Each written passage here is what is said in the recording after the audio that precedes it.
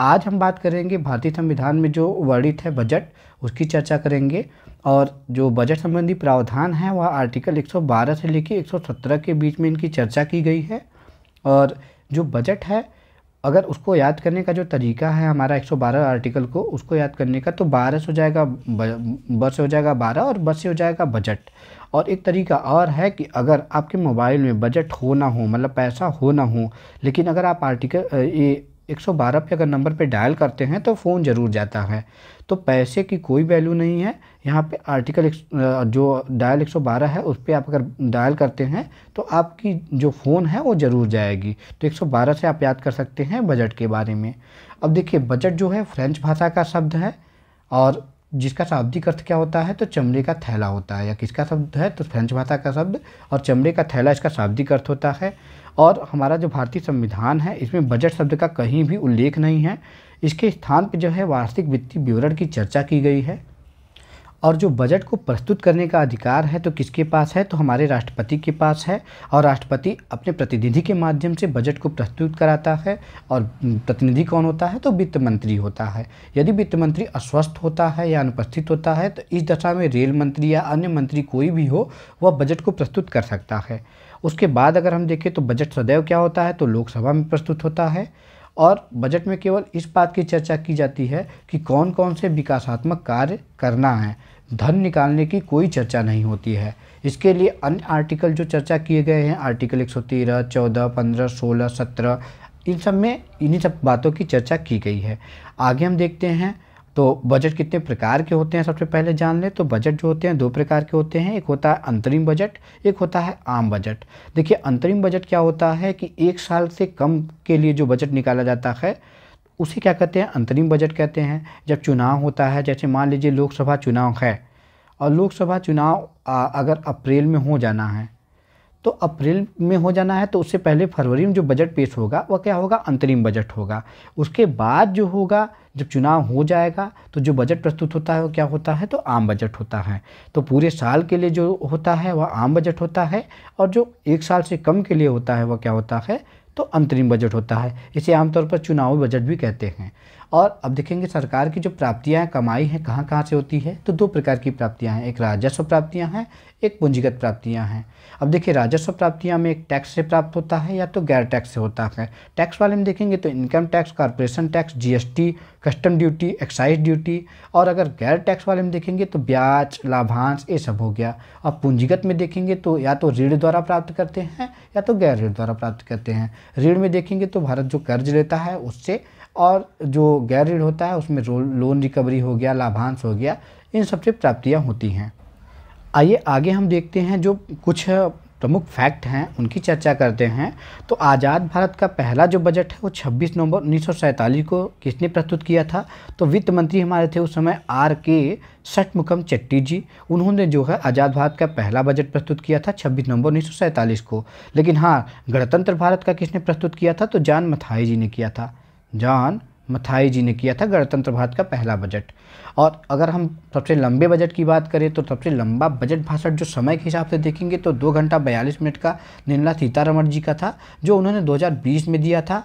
और अगर शब्दों के लिहाज से देखेंगे तो 1991 में जो है मनमोहन सिंह ने जो है सबसे बड़े शब्दों के लिहाज से 18,700 शब्दों का जो है बजट प्रस्तुत किया था। और अगर सबसे छोटा बजट की बात करें तो वर्ष 1977 में जो है अंतरिम बजट जो प्रस्तुत हुआ था उसमें हीरू भाई मुलजी भाई जी ने पटेल जो हैं उन्होंने 800 शब्द का जो है बजट प्रस्तुत किया था। और एक फैक्ट ये भी है कि सबसे ज़्यादा बार किन्होंने प्रस्तुत किया है, तो मोरारजी देसाई जी ने किया है 10 बार। उसके बाद पी चिदम्बरम जी ने 9 बार और प्रणब मुखर्जी जी ने 8 बार। और अगर हम देखें पहली महिला कौन थी, तो पहली महिला थी इंदिरा गांधी जी और प्रधानमंत्री भी थी उस समय वो। निर्मला सीतारमण 7 बार की हैं और सबसे अधिक बार जो महिला हैं कि इन्होंने किया है तो निर्मला सीतारमण जी ने किया है। उसके बाद अगर देखेंगे हम आगे तो वे प्रधानमंत्री जो खुद बजट प्रस्तुत किए हैं तो जवाहरलाल नेहरू जी ने किया था 28 फरवरी को 1958 में, इंदिरा गांधी जी ने 29 फरवरी 1970 को, और जो हमारा राजीव गांधी जी ने किया था वो 28 फरवरी 1987 को किया था। तो ये 3 प्रधानमंत्री हैं जिन्होंने खुद बजट को प्रस्तुत किया है। और आप देखेंगे तो 28 फरवरी, 29 फरवरी, 28 फरवरी, मतलब फरवरी के लास्ट में ही बजट प्रस्तुत किया जाता था। लेकिन बाद में क्या किया गया कि इसे फरवरी के लास्ट से उठा के जो है 28 या 29 से उठा के इसे 1 फरवरी को कर दिया गया। तो अब बजट कब प्रस्तुत होता है? तो 1 फरवरी को। और देखिए, तो अंग्रेज़ों के समय काल से परंपरा चली आ रही थी कि शाम को 5 बजे जो है बजट प्रस्तुत किया जाता था। लेकिन 1999 में जो है हमारे वित्त मंत्री जी थे यशवंत सिन्हा जी, उन्होंने क्या किया कि इस समय को बदल दिया और सुबह 11 बजे जो है बजट प्रस्तुत करने का समय कर दिया। और जो हमारा आम बजट होता है और जो हमारा रेल बजट होता है, वर्ष 1924 में जो है इसे अलग अलग प्रस्तुत किया जाने लगा था। तो वर्ष 1924 में अलग अलग प्रस्तुत किया जाने लगा। उसके बाद जो 21 सितंबर 2016 है, उस दिन क्या किया गया कि इन दोनों बजट को मर्ज कर दिया गया, रेल बजट और आम बजट को। और 1 फरवरी 2017 को 92 साल बाद जो है रेल बजट और आम बजट दोनों को एक साथ प्रस्तुत किया गया। और 2016 में जो है पीयूष गोयल क्या थे? तो रेल मंत्री थे, तो इन्होंने जो है लास्ट रेल बजट जो है वह प्रस्तुत किया था। उसके बाद आगे हम चर्चा करते हैं तो प्राक्कलन की बात करते हैं। देखिए, जो भी योजनाएं होंगी, हमारे जो बजट प्रस्तुत किया जाएगा उसमें विभिन्न योजनाएं होती हैं, तो उनमें कितना खर्च आएगा इसकी चर्चा किस में की जाती है? तो प्राक्कलन के अंतर्गत की जाती है। उसके बाद अगर हम देखें आगे तो होता है विनियोग विधेयक, जिसकी चर्चा आर्टिकल 114 में की गई है। इसमें क्या किया जाता है कि जो प्राक्कलन में बताया जाता है किस योजना पे कितना खर्च आएगा और किस योजना पे कितना अधिक खर्च आएगा, कितना कम आएगा, इस योजना को जारी करने में कितना समय लगेगा, कितना खर्च आएगा, इन सब चीज़ों को देखा जाता है। उसके बाद जो है उसके आधार पे जो है विनियोग विधेयक जो है वह किससे पारित किया जाता है? तो संसद द्वारा पारित किया जाता है। और जो हमारा राष्ट्रीय धन होता है या राष्ट्रीय कोष होता है, इसका रक्षक कौन होता है? तो संसद ही होता है। और विनियोग विधेयक संसद द्वारा ही पारित किया जाता है, ताकि हमारे जो भी प्रोग्राम हैं वो आसानी से संचालित हो सके। और जो हमारी सरकार होती है, तो सरकार संसद से अनुमति लेकर जो है संचयी निधि से पैसे निकाल सकती है, और इस पैसे का इस्तेमाल जो है वित्तीय वर्ष के दौरान होने वाले खर्चों को पूरा करने के लिए जो है वह किया जाता है। आगे आर्टिकल हम देखते हैं तो आर्टिकल 115 है, जिसमें अतिरिक्त अनुदान या अनुपूरक अनुदान की चर्चा की गई है। देखिए, अनुपूरक का मतलब होता है कि मान लीजिए मैंने 10 रुपये किसी को दिया और उसको कहा कि जाओ एक सामान लेके आओ, लेकिन वह गया तो उसको क्या किया कि उसको पता चला कि ये 12 रुपये का है, लेकिन मैंने उसको जारी कितना किया है? केवल 10 रुपये। तो 2 रुपये यहाँ तो लैक हुआ, तो इसको पूरा करने के लिए 2 रुपये हमको अतिरिक्त देना पड़ेगा। तो यह अतिरिक्त अनुदान के रूप में आता है, या अनुपूरक अनुदान 2 रुपये ऐड करने के रूप में आता है। तो जब संसद द्वारा किसी विशेष सेवा के लिए या विनियोग अधिनियम के जरिए क्या किया जाता है, अधिकृत राशि जो होती है वह अपर्याप्त पाई जाती है, तो अनुपूरक अनुदान के माध्यम से जो है यह मांग रखी जाती है और इसके माध्यम से अतिरिक्त धन प्राप्त होता है।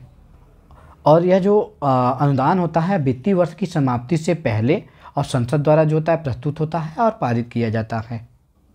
देखिए, होता क्या है कि मान लीजिए एस्टीमेट बनाया गया, एस्टीमेट बनाने के बाद विनियोग विधेयक लाया गया, विनियोग विधेयक के बाद जो पैसा पारित हो गया, लेकिन उसके बाद तो महंगाई लगातार बढ़ती रहती है।